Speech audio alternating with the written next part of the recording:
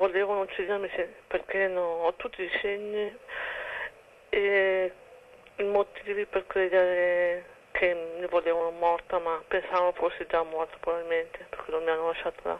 Questa è la drammatica certezza di Chiara Boffo, 37 anni, residente a Bassano del Grappa nel Vicentino, ma originaria di San Zenone degli Ezzelini nel Trevigiano, vittima di una brutale rapina durante le vacanze in Grecia all'isola di Kos.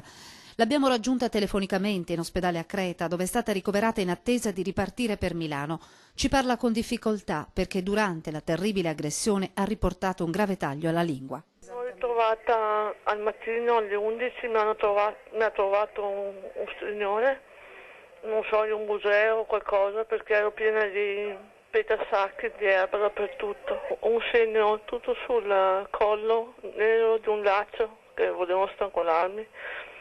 Non so per quale motivo, non lo so, perché ho la lingua tagliata a metà dove io avevo i denti praticamente e la lingua fuori con il laccio al collo, perché hanno tentato di uccidermi probabilmente perché li avrei ricordati o qualcosa del genere. Una violenza estrema, quella usata nei confronti di Chiara, lasciata in un campo incosciente e derubata di tutto quello che aveva. Mi hanno derubata di tutto, ma proprio qualsiasi cosa che avevo. A ore rientrerà a casa.